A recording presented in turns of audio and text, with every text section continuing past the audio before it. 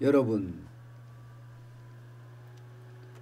코로나19가 창궐하면서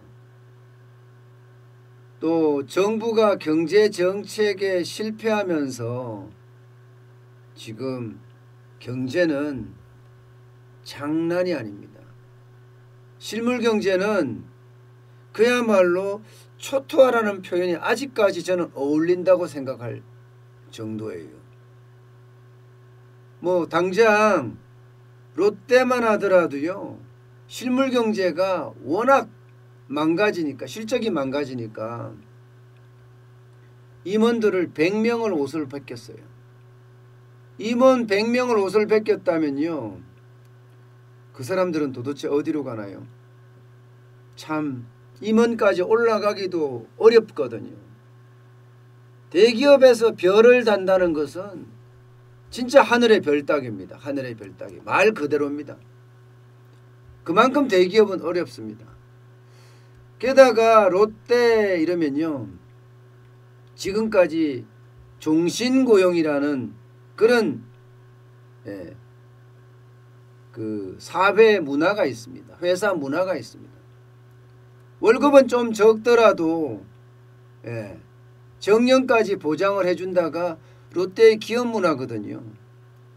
그런데 그런 기업 문화도 어디 가버렸어요. 그만큼 위기라는 뜻이에요. 그만큼 종신고용이라는 이야기가 롯데의 대명사였는데 이제는 임원이 되면 실적이 없으면 물러나야 된다, 이런 이야기를 할 정도로 롯데는 지금 굉장한 위기 속에 구조조정을 단행하고 있는 거죠. 여기다가 지금까지는 롯데는요, 순혈주의에 기반한 경영을 했습니다. 순혈주의란 말은 롯데 출신이 롯데 사장이 돼야 된다, 그리고 은퇴해야 된다 하는 게 순혈주의입니다. 그만큼 보수적인 문화를 아주 철저하게 가져갔습니다. 그렇지만 이번 인사를 보니까 전혀 다른 판이에요.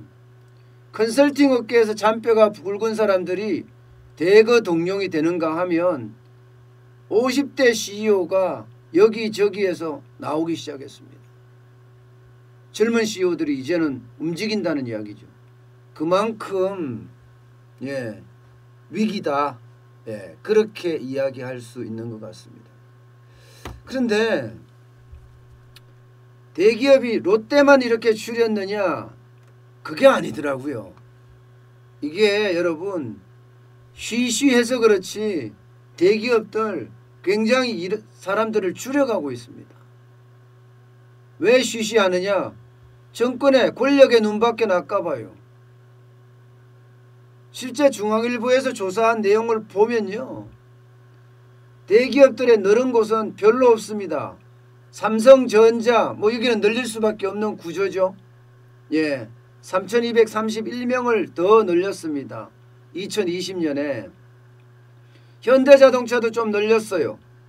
SK이노베이션은 그야말로 지금 굉장히 좋지 않은 상태인데도 불구하고 351명이나 늘렸습니다.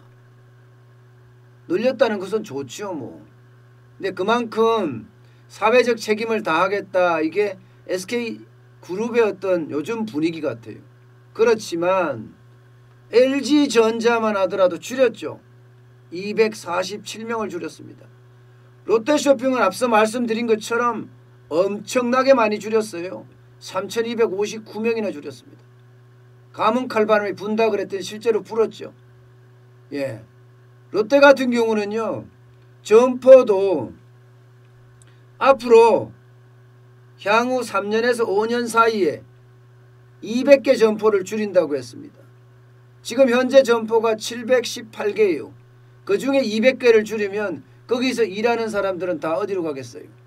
다 줄어들 수밖에 없겠죠. 그만큼 롯데는요, 굉장한 구조조정, 거기에 뒤따르는 가뭄 태풍, 그 어느 곳보다가 심하게 지금 태풍이 불고 있습니다. 그뿐만이 아닙니다. 그뿐만이 롯데뿐만이 그런 게 아니라요. 이마트도 줄였고요. 487명을 줄였습니다. KT도 줄였습니다. 559명을 줄였고요. CJ제일제당 82명을 줄였습니다.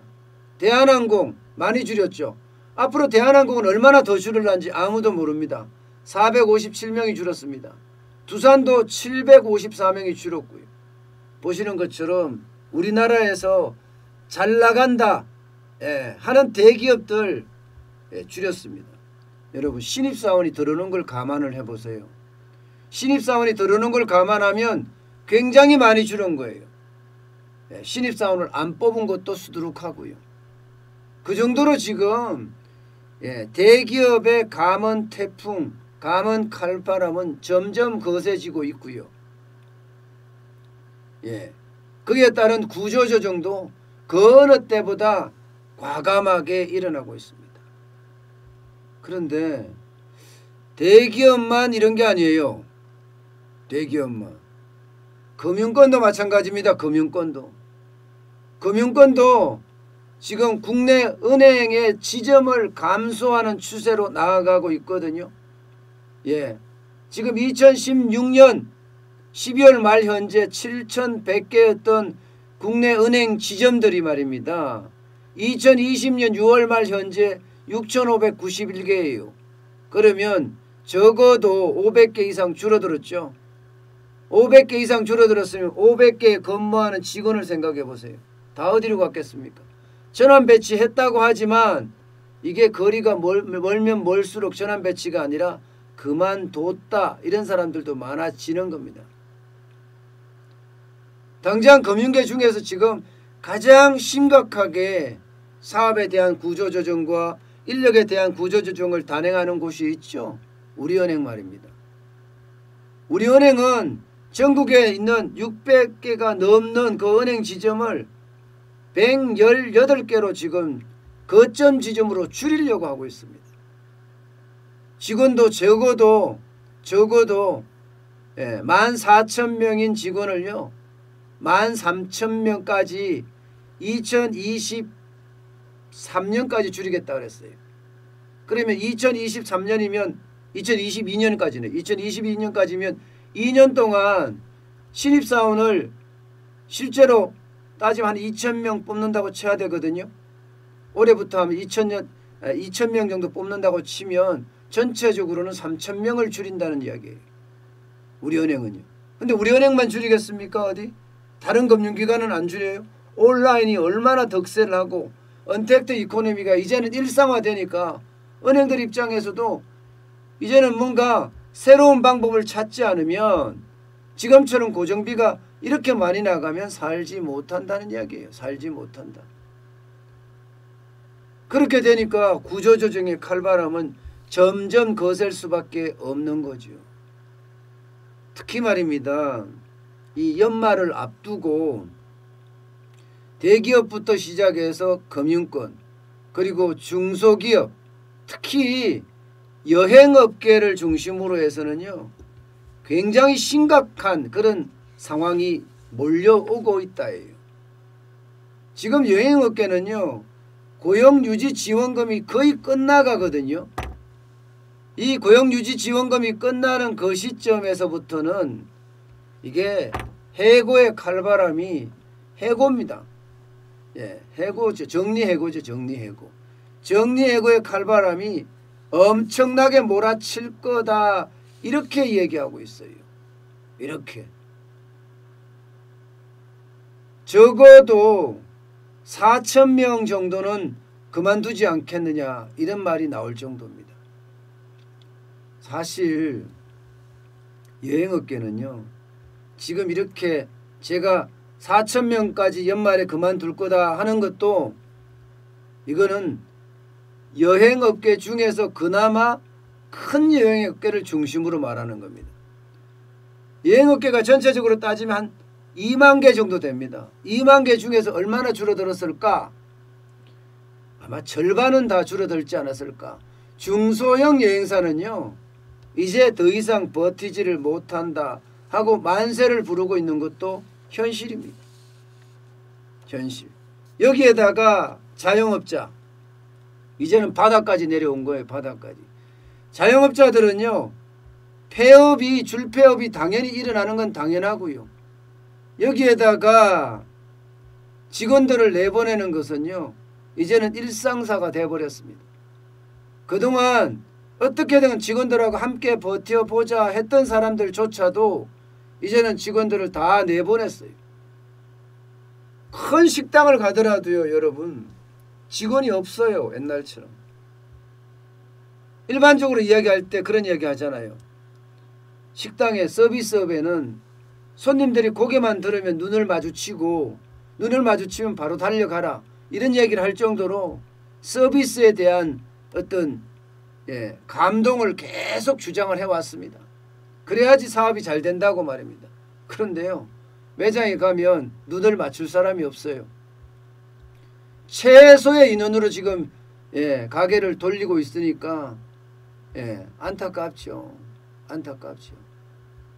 이처럼요, 대기업에서부터 시작해서 유통, 여행, 서비스, 심지어 자영업자, 바닥경제까지 연말에 불어닥치는 감원 태풍은 그 어느 때 부는 삭풍보다가 지금 맵습니다.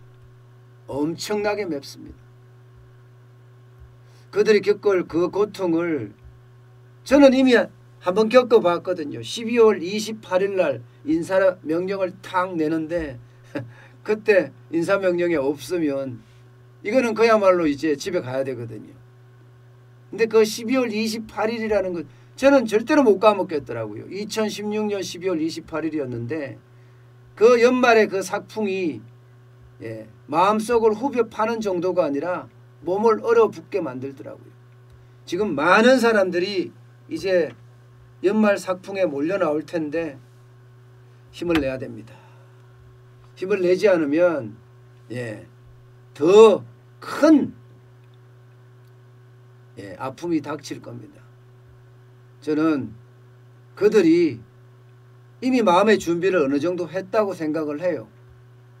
왜냐하면 작년에 경제가 굉장히 안 좋았어요. 실물 경제가. 정부의 경제정책 실패 때문에 말입니다. 올해도 코로나19 때문에 엎친 데 덮친 격 설상가상으로 좋지가 않았습니다.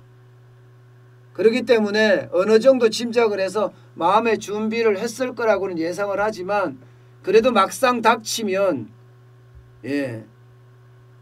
그것은 충격이 더 크거든요. 저는 스스로 위안하는 법, 그러면서 새롭게 제2의 인생을 살 수 있는 법 배웠으면 합니다. 제일 중요한 것은요, 급하게 서둘지 말라는 거예요. 급하게 서둘면 서둘수록요, 퇴직금까지 다 날립니다.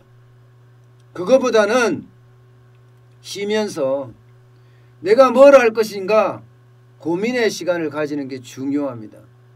적어도 6개월, 좀 길게는 1년 정도는 쉬어도 됩니다. 그러면서 돈이 좀 부족해도 퇴직금 가지고 버티시고요. 그 와중에 내가 뭘 잘하는지, 내가 뭘 잘할 수 있는지 충분히 검증하고 검증한 다음에 제2의 인생을 준비하는 게 저는 맞다고 생각합니다. 많은 분들이 지금 거리로 쏟아져 나올 텐데 그런 생각을 하지 않으면요, 있는 돈마저 다 날린다. 저는 그렇게 생각을 합니다. 제가 그 경험자니까. 아마 저도 하루에 18시간씩 일을 했지만 사실 가게를 유지하지 못했거든요. 3년만 유지했어요. 3년만. 그래서 성급하게 서둘지 마라, 이 말씀을 꼭 드리고 싶습니다.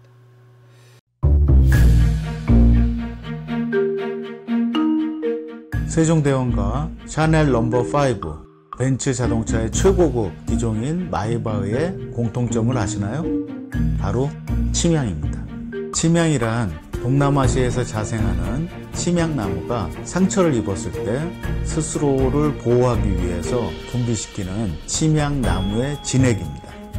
진침향은 태국산 침향과 러시아산 녹용, 그리고 국산 홍삼, 백복용, 또 산수유, 감기, 숙지향, 꿀로 이루어진 치명환으로 만성 피로나 또 스트레스, 기력이 저하된 직장인분들, 또 수험생들, 연세 드신 어르신분들이 드시면 좋은 환입니다. 진치명 여러분들께 자신있게 권해드립니다.